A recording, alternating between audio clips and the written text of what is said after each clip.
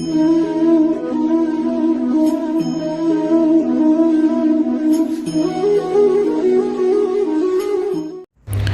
हर महादेव। तो भक्तों, अब हम केदारनाथ से जा रहे हैं बाबा बद्रीनाथ की तरफ। तो केदारनाथ से बद्रीनाथ लगभग 224-25 किलोमीटर के आसपास है। तो उसमें आपको लगभग 7 से 8 घंटे लगेंगे केदारनाथ से बद्रीनाथ जाने के लिए। तो केदारनाथ से बद्रीनाथ जाने के 2 रास्ते हैं। एक तो आप ओखी मठ से चोपता होते हुए गोपेश्वर होते हुए जा सकते हो, लेकिन क्योंकि ये अभी फ़िलहाल रास्ता जो है चोपता वाला बंद है, क्योंकि पहाड़ का कुछ हिस्सा खिसक गया है। तो इसलिए हम जाएंगे केदारनाथ से वापस रुद्रप्रयाग से फिर जाएंगे कर्णप्रयाग से जाएंगे गोपेश्वर से हम जाएंगे जोशीमठ, और जोशीमठ से फिर जाएंगे बद्रीनाथ। तो बद्रीनाथ जाने में लगभग आपको 7 से 8 घंटे लगेंगे, और रास्ते में बहुत सारे खूबसूरत पहाड़, नदियाँ, काफ़ी ऊंचे ऊंचे पहाड़ भी आपको देखने को मिलेंगे। बहुत ही खूबसूरत नज़ारे हैं कुदरत के जो आप देख सकते हो। तो अभी तो हम वापस रुद्रप्रयाग की तरफ ही जा रहे हैं। तो भक्तों, बद्रीनाथ जो धाम है, बद्रीनाथ हमारे 4 धाम हैं जो हिंदुस्तान के 4 धाम हैं, जैसे कि द्वारकाधीश हैं, फिर जगन्नाथपुरी है, रामेश्वरम है और बद्रीनाथ है। तो चारों धामों में भी बद्रीनाथ एक धाम है।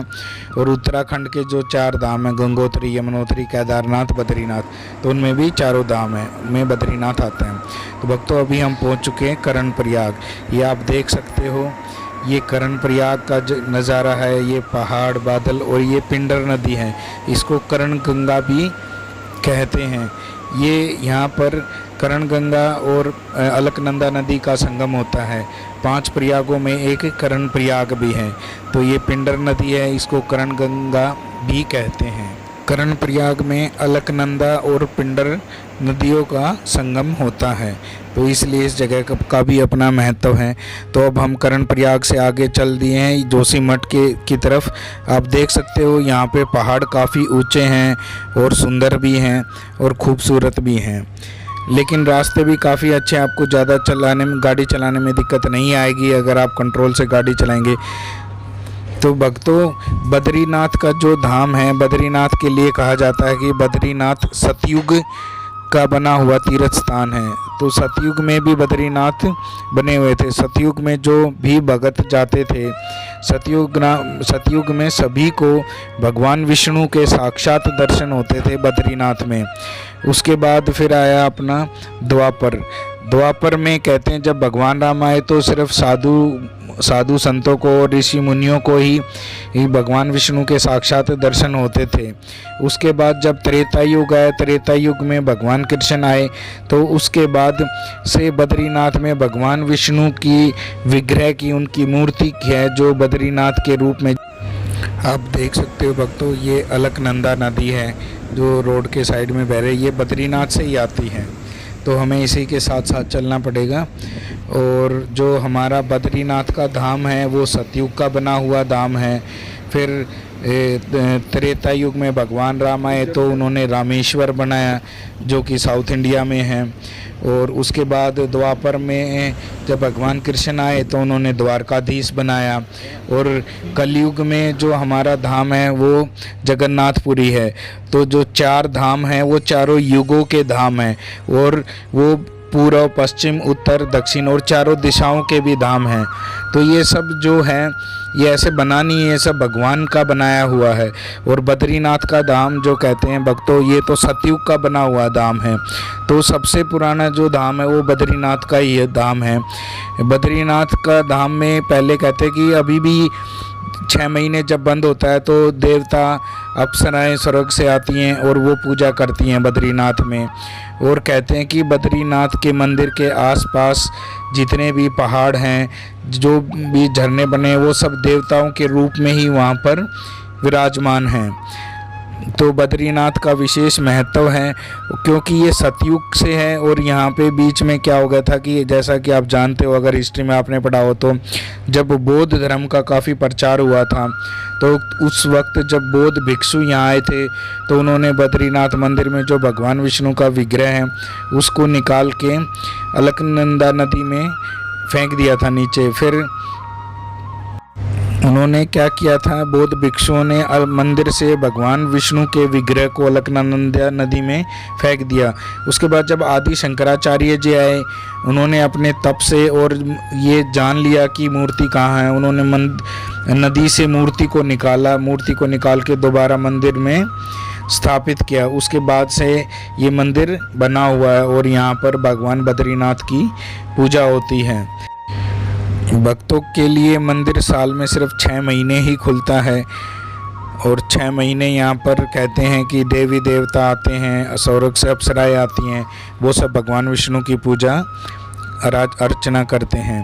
तो भक्तों अब हम आगे बढ़ रहे हैं जोशीमठ से आगे की तरफ। जोशीमठ का जो रास्ता है वो थोड़ा तंग रास्ता है, लेकिन जैसे जैसे आप बद्रीनाथ की तरफ आगे बढ़ते जाएंगे तो आपको जो पहाड़ों की ऊंचाई है वो बहुत ज़्यादा ऊंचे ऊंचे पहाड़ मिलेंगे, बहुत गहरी गहरी घाटियाँ मिलेंगी, खाई मिलेंगी और रास्ते में झरने भी काफ़ी मिलते हैं। जैसा कि आप देख सकते हो ये सारी रोड नई बनी हुई है, तो रोड का काम भी चल रहा है। वैसे तो जो 4 धाम प्रोजेक्ट है उसके अनुसार लगभग 80% काम पूरा हो चुका है, लेकिन बीच में कहीं कहीं 1 किलोमीटर 2 किलोमीटर के पैच अभी भी बचे हुए हैं, जहाँ पे लगभग पूरे रास्ते में आपको कंस्ट्रक्शन का काम दिखाई देगा।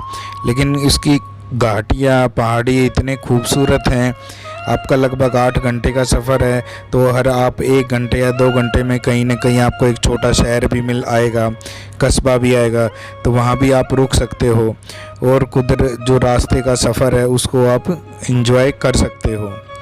तो जब हम जा रहे हैं तो रास्ते में जोशीमठ के आसपास आपको लगभग 10 से 15 किलोमीटर का जो एरिया है वो काफ़ी नैरो है, वहाँ गाड़ी बड़ी सावधानी से चलानी पड़ती है, रोड काफ़ी नैरो हो जाते हैं और ऊंचाई भी काफ़ी है, लेकिन आपको अपनी लाइन में ही चलना है, सावधानी से चलना है।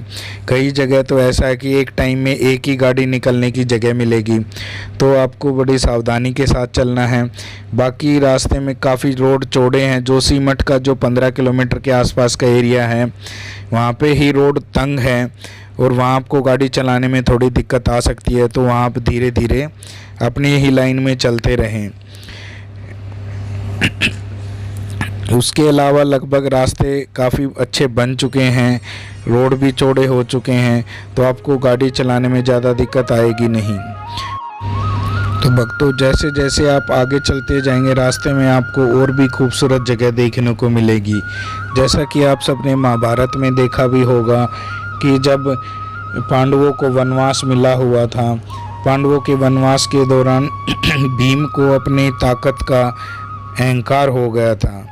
भीम को ये लगता था कि मेरे से ज़्यादा ताकतवर कोई नहीं है, तो वो अपने गुस्से में पहाड़ के ऊपर की तरफ चले ही जा रहे थे।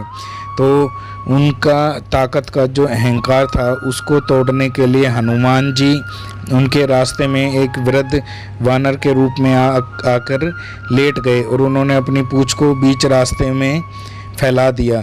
तो पीछे से जब भीम आ रहे थे उन्होंने एक सोचा कि ये कोई वृद्ध वानर लेटे हुए हैं, उनको कहा कि आप अपनी पूंछ को हटा लीजिए बीच रास्ते से, मुझे रास्ता क्रॉस करके जाना है और मैं नहीं चाहता कि किसी वानर की पूंछ को लांघ के जाऊं। तो हनुमान जी ने उनसे आग्रह किया कि मैं तो वृद्ध वानर हूँ, आप मेरी पूंछ को उठाकर रास्ते से दूसरी तरफ रख दीजिए और रास्ते से आप निकल जाइए।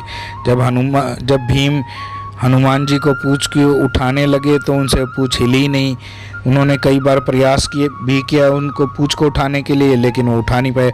आप देख सकते हो भक्तों ये ऊपर पहाड़ पे बर्फ़ नज़र आ रही है। जैसे जैसे आप ऊपर जाएंगे पहाड़ पे आपको बर्फ़ भी मिलती है और अभी तो गर्मी का टाइम है। तो जब हनुमान जी रास्ते में लेटे हुए थे और भीम उनकी पूंछ को नहीं हिला पाए, तो भीम समझ गए कि ये कोई साधारण वानर नहीं है। तब तो भीम समझ गए थे कि ये कोई साधारण वानर नहीं है। जिनकी पूंछ को भी मैं नहीं हिला सका। तो भीम समझ गए कि ये अपना रूप बदल कर मेरी परीक्षा ले रहे हैं। जब वो हाथ जोड़कर खड़े हुए और उनको अपनी गलती का एहसास हुआ, तब हनुमान जी अपने असली रूप में आए और उनको अपना असली रूप दिखाया। उसके बाद भीम ने जब हनुमान जी के दर्शन किए तो उनको एहसास हो गया कि जो अपने बल का जो उनको घमंड था वो सब चूर चूर हो गया, क्योंकि हनुमान जी तो अतुलित बल धामा हैं। उन्होंने तो पूरे पर्वत को, जब वो लक्ष्मण जी के लिए संजीवनी बूटी लेके जा रहे थे तो उन्होंने अपने पूरे पर्वत को ही उठा लिया था। और उन्होंने ऐसे अनेकों अद्भुत काम किए थे जिनको हम सोच भी नहीं सकते।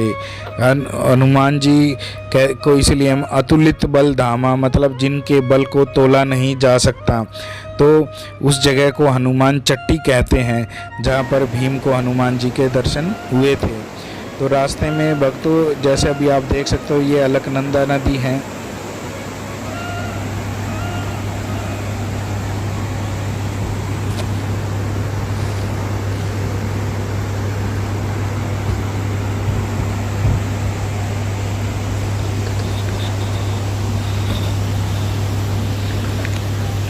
आपको रास्ते में कई जगह जाम भी मिल सकता है, ये जाम नहीं है। ये देखो भक्तों, अब हम हनुमान चट्टी, जो मैं बात कर रहा था इस जगह का, ये हनुमान चट्टी है।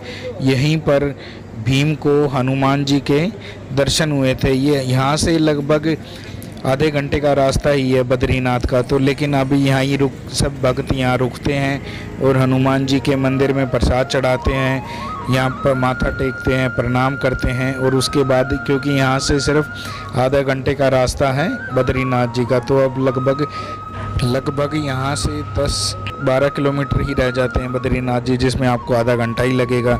तो सब यहाँ विश्राम करते हैं, हनुमान जी के दर्शन करते हैं, मंदिर में प्रसाद चढ़ाते हैं और उनकी यात्रा मंगलमय हो।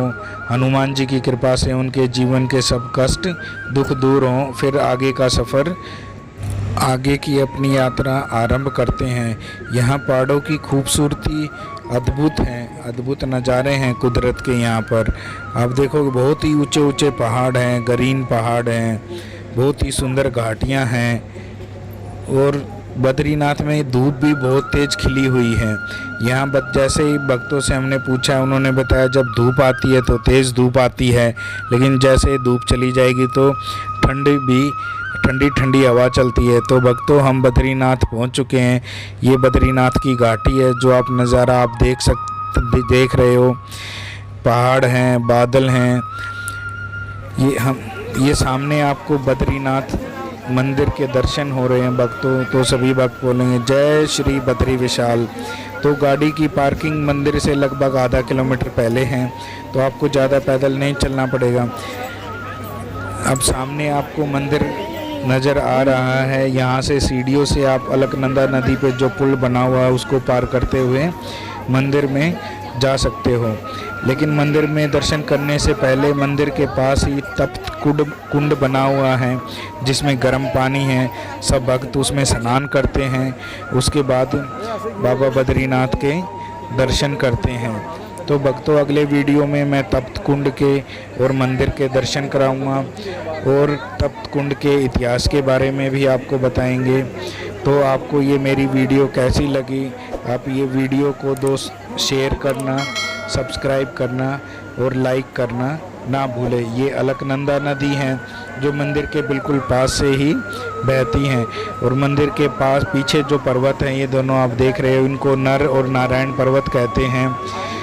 तो भक्तों, आप जब कभी भी बद्रीनाथ मंदिर दर्शन के लिए आए तो रास्ते में हनुमान चट्टी मंदिर में रुककर ज़रूर हनुमान जी के दर्शन करें।